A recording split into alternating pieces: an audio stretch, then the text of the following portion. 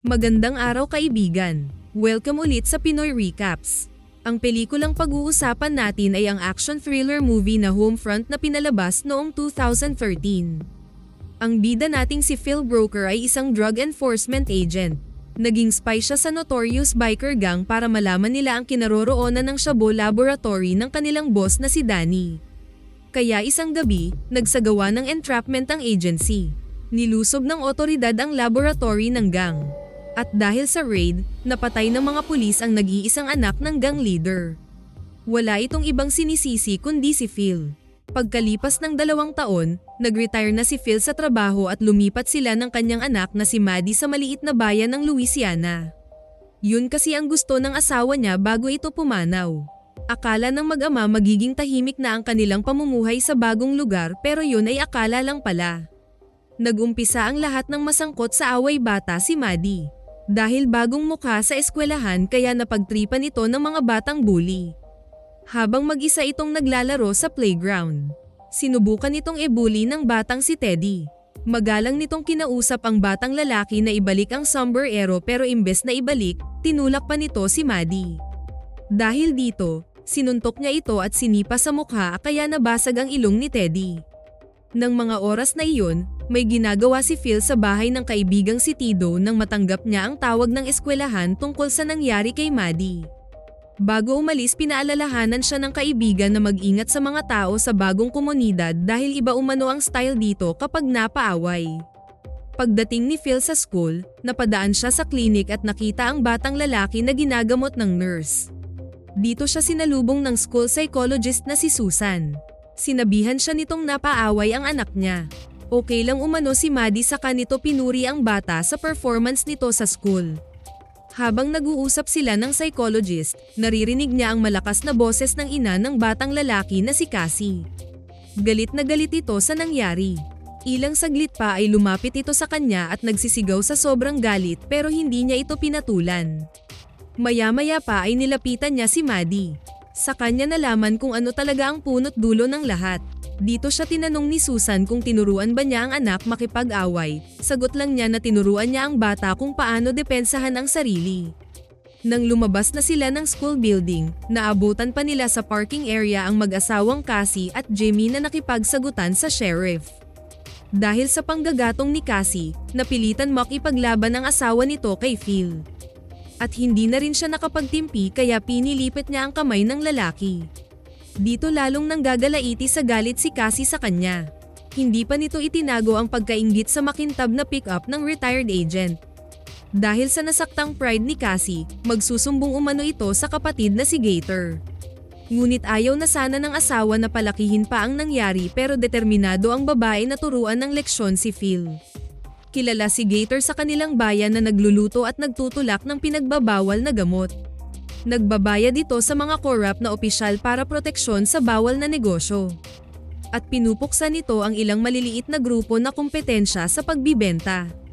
Kaya ng sumunod na gabi, nakaabang na si Cassie sa labas ng bahay ng kapatid.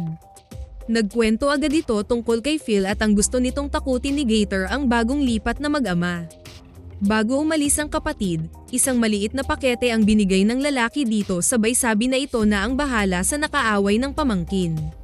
Kinabukasan, nang magpang-abot sila ng psychologist, pinagsabihan din siya ni Susan tungkol sa pagkakampihan ng mga tao sa kanilang lugar. Ito din ang babala ng kaibigan sa kanya, na habang maaga pa mas mabuting makipag-ayos na siya sa pamilya ni Jimmy dahil baguhan umano silang mag-ama kaya mainit ang paningin ng mga tao sa kanila. Kasunod nito ay pinuntahan niya si Jimmy sa trabaho nito at humingi ng tawad sa nangyari. Sabi niya dito na maliit lang na bagay kaya sana wag na nilang palakihin pa. Tinanggap naman ni Jimmy ang paghingi niya ng tawad kaya akala ni Phil okay na ang lahat. Pero nang mapadaan siya sa gasolinahan para magkarga ng gasolina, napaaway siya sa 2 lalaki dahil sa pang-iipit nito sa kanya. Ang hindi niya alam, mga tauhan pala ito ni Gator. Walang kamalay-malay ang mag-ama na dito na mag-umpisa ang kalbaryo ng buhay nila. At dahil sa nangyari sa gasolinahan, kinausap ulit siya ng sheriff. Kahit hindi nagreklamo ang tauhan ni Gator, ilalagay umano siya sa watchlist nito dahil nakakaintriga raw ang pagkatao niya. para malaman din umano nito kung dati ba siyang nasa serbisyo o hindi. Nang makarating kay Gator ang nangyari sa dalawang tauhan, pumunta agad ito sa bahay ni Phil. Pero nakita nitong paalis ang mag-ama kaya nag-ante itong makaalis ang dalawa. Dito na ito lumapit sa pick-up at sinaksak ang gulong. Sunod ay pumasok ang lalaki sa loob ng bahay. Kinuha nito ang isang stuffed toy ni Maddie. Naghalungkat sa mga gamit ni Phil. Maya-maya pa ay nagulat ito nang mabuksan ang confidential files ng retired agent. Dinala nito ang buong file bago pa mahuli ng mag-ama. Ngunit bago ito tuluyang umalis, binitbit din ni Gator ang alagang pusa ng mga ito. Kaya kinagabihan, nagtataka si Maddie nang hindi makita ang alaga kaya hinanap ito ni Phil. Nakarating na siya sa may kakahuyan pero wala siyang ibang nakita kundi ang ulo ng stuffed toy ng anak na may bells ng pusa nila. Balik sa bahay ni Gator, nalaman na nito ang buong pagkatao ni Phil. At natuklasan din nito ang tungkol sa biker gang leader na si Danny. Laking tuwa nito sa mga nakuhang impormasyon dahil gagamitin nito ang pagkatao ng ex-agent para makalapit sa notorious gang. Kapalit ng buhay ng mag-ama, mapapalago umano ng grupo ang sariling negosyo. Dahil kahit nakakulong ang leader, hinahanap pala nito si Phil para makapaghiganti sa namatay nitong anak. Samantala, sa pag-aakalang si Jimmy ang pumasok sa bahay ni Phil, pinuntahan niya ulit sa trabaho ang lalaki. Binalaan niya itong lubayan na silang mag-ama at ibalik ang nawawalang pusa. Napanganga na lang si Jimmy dahil wala itong kaalam-alam sa mga pinagsasabi ni Phil. At para may sigawa agad ni Gator ang mga plano, inutusan nito ang nabyang si Cheryl na ibigay sa abogado ni Danny ang files ni Phil. Na binigay naman agad ng attorney kay Danny. Kaya hindi agad nagpatumpik-tumpik ang nakakulong na drug lord na utusan ang tauhan na ligpitin na si Phil.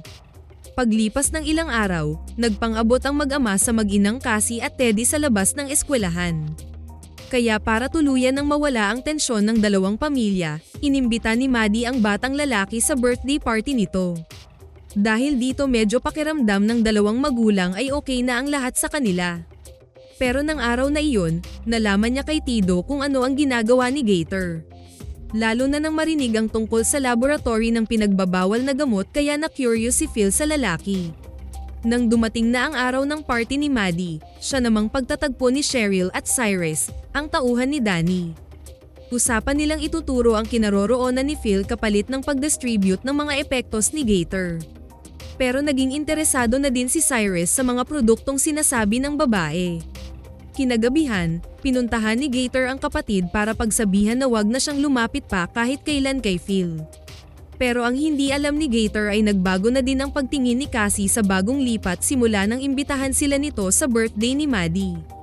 Dahil na rin kay Gator kaya naging adik na rin ang kapatid kaya pinakiusapan na ito ni Jimmy na tigilan na ang pagbibigay ng bawal na gamot sa asawa. Sa kabilang banda, tinawagan ni Phil ang dating kasamahan sa trabaho para tingnan sa system ang record ni Gator. At dito niya nalaman na may connection ang girlfriend nitong si Cheryl sa drug lord na si Danny. Kaya malakas ang kutob niya na matatagpuan din siya ng mga tauhan ng drug lord. Dahil sa natuklasan niya tungkol kay Gator, palihim niyang pinuntahan ang laboratory ng lalaki. Nang makapasok na siya sa loob, nakumpirma din niya ang mga pinagbabawal na gamot. Kaya gumawa siya ng paraan para sirain ang laboratory. Pagkatapos niyang gawin ang trap, narinig niya ang ingay ng kanilang pusa. Ngunit bago pa niya makuha ang alaga, nahuli siya ng mga tauhan ni Gator. Tinorture siya ng mga ito pero para saan ang pagiging ex-agent niya kung hindi niya kayang ipagtanggol ang sarili. Kalaunan ay naitamba niya ang tatlo at nakuha din ang alagang pusa. Pagka-uwi ni Phil, kinukumbinse niya ang anak na kailangan na nilang umalis sa lugar pero galit na galit si Maddie. Hindi ito naniniwala sa palusot niya kung bakit babalik na naman sila sa lungsod. Nang mga oras ding yun, nakarating na sa laboratory ni Gator ang team ni Cyrus. At handa na ang mga ito para lusubin ang tirahan ng ex-agent. Ayaw sanang isama ng lalaki ang girlfriend ngunit gusto ng biker na ito umano ang magturo ng dadaanan nila. Samantala, pinapunta ni Phil si Tido sa rancho para kunin ang mga kabayo at pansamantalang alagaan nito habang wala siya. Madilim na nang marating ng grupo ang daungan ni Phil. Dahil nasa rancho pa si Tido, napansin agad nito ang grupo kaya mabilis itong nagbusina ng sasakyan para marinig ni Phil. Dahil sa ginawa nito nabaril ang kanyang kaibigan. Ilang saglit pa ay nagkapalitan na ng putok ang retired agent at mga bikers. Tumatawag si Maddie sa 911 pero hindi ito nakapagsalita dahil may biker malapit sa kinaroroonan niya. Tumakbo palayo ang bata pero sinundan ito ng lalaki. Nang makita ito ni Phil, mabilis din siyang sumunod sa dalawa. Nang may tamba niya ang kalaban, sinunggaban naman siya ni Cyrus. Kaya pinatakbo niya ang anak hanggang sa makarating ito sa daungan at sa pilitan itong sinakay ni Cheryl sa speedboat. Pagkatapos ni Phil kay Cyrus, sinubukan niyang habulin si Maddie at Cheryl ngunit hindi na niya ito naabutan. Maya-maya lang ay dumating din ang sheriff, kasama ang iba pang kapulisan. Dahil bitbit ni Maddie ang telepono, nakatawag ito sa 911 at nakonect sa ama pero hindi nito alam kung saan siya dadalhin ni Cheryl hanggang sa mawalan na ito ng signal. Kaya sinusubukan ng mga pulis na i-trace ang teleponong gamit ng bata. Ngunit may naisip na si Phil kung saan nagpunta ang babae kasama ang anak kaya mabilis siyang sumakay sa patrol car para puntahan ang laboratory ni Gator. Galit na galit si Gator nang makitang dinala ni Cheryl ang bata sa laboratory. Balak na sana nitong patayin si Maddie pero biglang dumating si Cassie at Jimmy. Dito nagtanong ang mag-asawa kung may kinalaman ba ang kapatid sa nangyaring bar-ilan sa bahay ni Phil ngunit hindi umamin si Gator dito. Pero hindi nito inasahan na ilalabas ni Cheryl ang batang babae para pakawalan. Nagpupumiglas si Maddie kaya narinig ni Cassie ang ingay galing sa loob. At dahil madilim, sinindihan ng babae ang ilaw, dito na sumabog ang trap na nilagay ni Phil sa laboratory. Sunod-sunod na sumabog ang improvised bomb sa buong laboratory at nasunog ang mga produkto ni Gator. Gustong kunin ni Cassie si Maddie ngunit hinaranggan ito ng kapatid. Nag-aagawan sila sa bata ng aksidenteng makalabit ng lalaki ang baril at tinamaan nito si Cassie. Pulbos na ang laboratory nang dumating si Phil. Nasakto namang pag-alis ng sasakyan ni Gator. Mabilis niyang sinundan ang lalaki hanggang umabot sila sa isang tulay. Sumabit ang patrol car na gamit ni Phil kaya nadisgrasya ito at tumaob sa may tulay. Tumigil ang drug pusher at bumalik para tapusin na ang retired agent ngunit na-distract ito ng batang babae kaya hindi nito napansin ang pagbangon ni Phil.